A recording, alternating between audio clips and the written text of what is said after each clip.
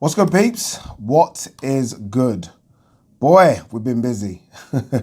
We have been busy. Apologies for no films in the last couple of days. I really did want to do a film from Fight Camp. I still might do one tomorrow, but it's just been manic, and I'll let you guys know exactly what I'm talking about in a couple of minutes. Don't forget, if you're new to the channel though, hit that subscribe button. Don't forget as well to like and share the vids.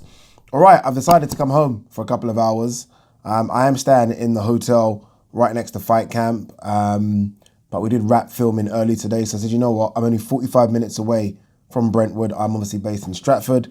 Let me quickly come home, get a couple of bits, chill out for a couple of hours, and then go back. So the time now is 4:30. I'll probably head back there by about 10 o'clock when the roads are really quiet and empty.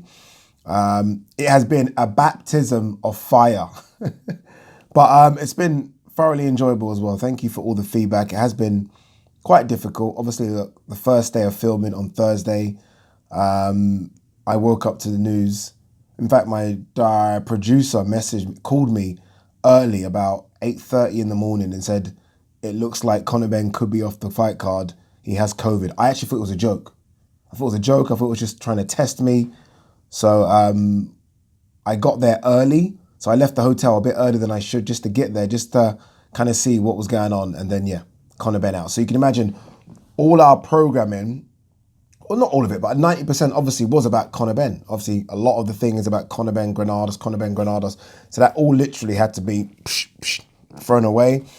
And we had to go for something else. And we had only a couple of hours to prep for it. So, yeah, it was quite frantic on my first day. I'm already nervous, and then I've got to do that. But it's good. It's good learning. And the team behind me is really, really good. I've got to shout out one guy called Anthony Jimenez, who's on the team, he's in my ear constantly telling me what to do and what to say. He's really, really good. So shout out to him. And then today we're filming and it just starts to pour down. Bear in mind, we're trying to film outside so you guys can get a feel to where we are. You know, we're obviously right on the garden. We're literally 10 feet away from the ring. So we're trying to film outside. Yesterday we were filming on top of the bars. Today we tried to film down, and it just started pouring. And then we had to kind of just run into the bar. So it was like, it's live TV, so it's crazy. But yeah, baptism of fire, to say the least. But it's been a great experience. It's been an incredible experience. Not just working with DAZN, but just to be there. Like, to see what goes on behind the scenes. Again, when I'm on air tomorrow, I go live from 4 o'clock. Obviously, we're going to have a bit of a rehearsal, but before the rehearsal, I might just film some stuff and see if I can quickly upload. Or maybe even, if you follow me on Instagram, OLADIPO, I'll put a lot of stuff on Instagram stories. But it is crazy just to go behind the scenes and just like speak to Tony Bellew off camera, Eddie Hearn, everyone that's there. Obviously, Coogan's there doing his thing. All the fighters, all the managers, the promoters, the trainers. It's been one hell of an experience, and I'm lucky. I can't lie, I feel like I'm lucky because I think it's going to look really good on Saturday night. Yes, the main event's gone, but for me, and I said this, I said this in my preview video, the main event for me was always Chris Billam-Smith versus Tommy McCarthy, because that's the genuine 50-50 scrap. 3 belts on the line. Both guys genuinely think they can beat each other. Like, the weigh-in today was a bit like, you know, oh, this could go, but it didn't. But that for me is the main event. Obviously, you got Jukan and Leigh Wood. You got Anthony Fowler. It's now kind of it's out there now that if he wins, and he should win, he fights Liam Smith, which is interesting because if you're Liam Smith, you think that you are above these guys. But Liam Smith is coming off a loss, albeit controversial, but you think that Liam Smith is fringe world level, and sort of maybe Anthony Fowler is sort of, you know, top British level, European level. So Liam Smith's definitely coming down. Anthony's definitely coming up. But that's the fight if Anthony wins. Then you got Yildirim on the card, obviously, versus Cullen, which is a surprise fight. I don't even know what to expect in that fight. Literally, expect the unexpected in that fight. And then Campbell Hatton and Sandy Ryan. I spoke to Campbell Hatton today, and like on the DAZN boxing show, and we spoke to his uncle Matthew with him as well. Such a likable character.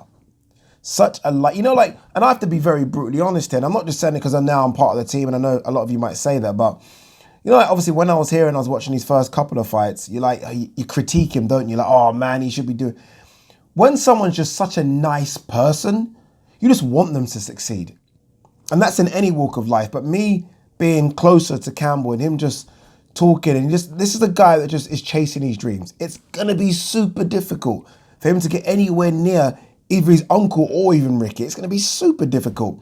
But he's having a go. And I think that's what life's about. Just have a go.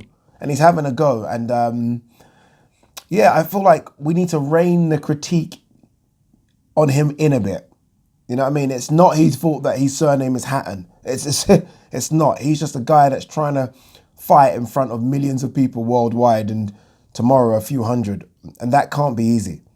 It can't be easy. Like, I mean, I stutter my way through my words on my opening line. I mean, I'm not going in the ring and getting punched in the face. So it isn't easy. So I wish him good luck.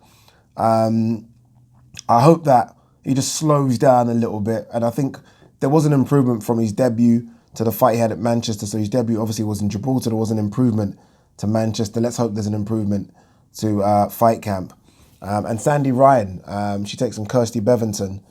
It's Beverton. I think it's Beverton. Apologies. They went head to head. Did you guys see the weigh-in? They were pushing and shoving each other. And what I will say about both of ladies looked in fantastic nick, 144 pounds on the dot. But I didn't expect Kirsty to come in such good nick either. So that might be a good little scrap. That could be a little banana skin for Sandy Ryan. Obviously, look, she's Commonwealth Games gold medalist. She's very highly touted. Sorry, phone's going off. I'm quickly highly touted. So look, it would be a disaster if she were to lose. But I mean, I tell you now, her opponents coming to fight. We also had on the show today Luke Campbell. Obviously, Luke Campbell announced his retirement from boxing. What is he, 33?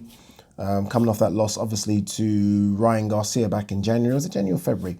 Around either January or Feb. I was surprised when I woke up to the news. I thought, you know, there's still fights out there for him, whether it be at 135 or 140. He's obviously a big 135 guy. There's fights there for him. But speaking to him today, he was like, you know, I've been doing this, what did he say, 22 years. 20 years traveling. Imagine that. And he said he's been away from his family for so many fight camps and he just doesn't need it anymore. And he says like that the want and the hunger's kind of gone as well. And look, he's had a great career, right? Olympic gold medalist back in 2012. He's fought for the world title twice. I thought he beat Jorge Linares. That's just my own opinion. You know, I can see others differ. He lost it on a split decision and then gave Loma some decent work. So yeah, look, he goes out on a solid career and I wish him good luck to whatever he's going to do. All right, shall we quickly see if there's any news before we move on? Because we haven't spoke about anything in the world of boxing for a couple of days. Let's see.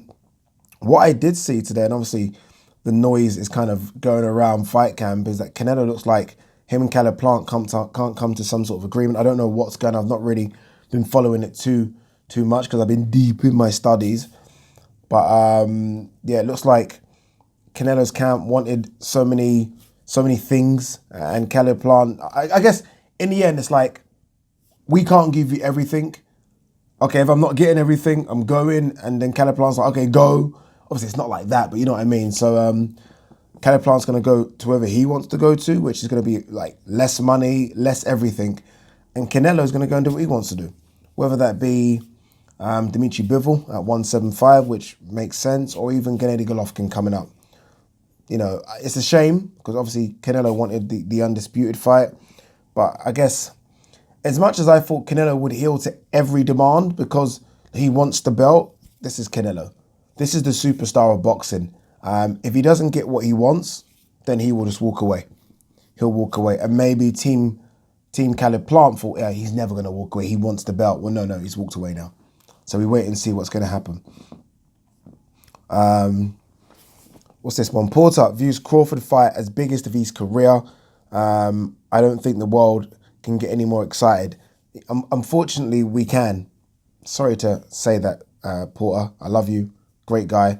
But we would get way more excited if it was Crawford Spence. So as much as I like you, I wouldn't mind Crawford beating you in this fight and Spence beating Pacquiao just so we can maybe, fingers crossed, get that fight on. When is this fight? I wonder when it is. And I wonder if it's going to be his last fight on Top Rank. I don't know what's going on. I don't know. Jamal Herring here saying Stevenson fights are ongoing. Sorry, Stevenson talks are ongoing. The fight might happen in November. I like it. Can't complain. on that one. Just seeing if there's anything else in there. You know what I might do? I might with Rob. So I'm going to go back today to the hotel, and me and Rob Tebbett are doing a video. We might just do a kind of catch up on what's going on in the Olympics. A lot of our guys and girls are through to semi-finals, so they're guaranteed medals. We might just kind of see where they are. A bit here from Bivens' promoter saying the Canelo fight has been mentioned to us. It's a great test. It's a great fight. I like Bivens better. Like Caleb Plant is a good fight, and it's a big fight because Caleb Plant is unbeaten and it's for all the marbles. Bivens a better fighter than Caleb Plant. Don't anyone even tell me that's not the case. Bivens is a better fighter than Caleb Plant. Bivens versus Canelo is a better fight than Caleb Plant versus Canelo. It might not have the stardust over it, but let's be honest, Canelo's going up to fight another world champion at 175. I mean, this is probably bigger for his legacy. Is it bigger than his legacy than being undisputed at 168? I don't know. It's close. But Bivens a very, very good fight. I mean, that's the levels of Canelo, right? If it isn't Caleb Plant, well, it's going to be Bivens. That's sick. It's ridiculous, man. It's ridiculous. Ridiculous. You know what else is ridiculous? Just working with Tony Bellew is ridiculous. Like, I have no idea how I've got it. No idea. I can't even tell you how I got it. Some people phoned me and said, Ade, like, can you advise us what to do? And I'm like, I can't tell you what to do because I didn't even know what I was doing when I was doing it. True story. Anything else? 2 secs, peeps.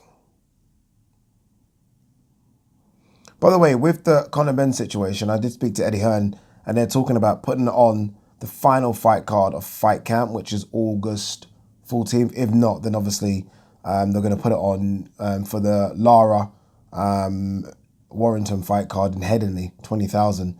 So that fight card looks like it's getting really good now. Imagine it was on that. That's not bad, right? Because you get, obviously, Lara Warrington. We've got Katie Taylor on that fight card as well. And now we've got Ben, and obviously a bit more. So, yeah. 2 seconds. Joe Joyce here saying that if Derek Chisora wants to fight, he can have it. Derek Chisora doesn't want the fight. Derek Chisora's come out and said he doesn't want to fight Joe Joyce. Derek Chisora wants to fight Joseph Parker. But I think Derek's not saying it because he's scared. He's just admitted that BT Sports don't have enough money to pay him to fight Joe Joyce in terms of what he wants. Even the Joseph Parker one's interesting right now. Again, he came out, I think he was getting interviewed by Michelle Joy Phelps behind the gloves. And he was like, come on, DAZN, show me the money. Sky, show me the money. So he's willing to go on either platform. It's just a case of who can pay him what he wants. The issue I have with that fight is I thought the first fight was really bad. Hands up, I thought it was really bad. I mean, that's not going to go on a pay-per-view platform on Sky again, is it? That's not going to do any numbers. So really and truly, it only can work on DAZN. Are DAZN going to pay enough for it? I mean, how many people are going to buy the sign-ups to watch it? You're going to have to really stack the undercard on this one. And that I guess that's the issue. I mean, the only other option that's a bit too late now was you chuck it on the AJ Usyk undercard. But it's too late now, right? You'd have announced that already. I even saw Joseph Parker. This is where you kind of don't even know what's going on, because I see Joseph Parker put out a video calling for the rematch with White. So no one knows what's going on. Couple of options for White, obviously. One being, if Canelo does fight Dimitri Bivol, obviously that would mean Canelo will be fighting back on DAZN. You might chuck White on the undercard of that. If Canelo doesn't fight and he can agree with Caleb Plant, and to all intents and purposes I don't think he can, then White will headline, I guess, his own fight in America maybe. So loads going on. We'll find out exactly everything in the next couple of days. I saw this the other day and we'll end on it. Lamar Odom versus Riddick Bowe, October 2nd, Miami, Florida. This needs to stop. This needs to stop. Madness. Lamar Odom versus Riddick Bowe. Like, even Big Daddy Riddick Bowe, even though he's clearly, not what he was, if he wanted to, he could knock out Lamar Odom in about a minute.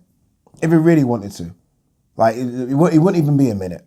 Lamar Odom beat, is it Aaron or Nick Carter? One of those guys from the Backstreet Boys in his last fight. Now man wants to fight Riddick Bowe. If Riddick Bowe gets in any sort of shape, he could end Lamar Odom's lights in about 10 seconds. Peace and love.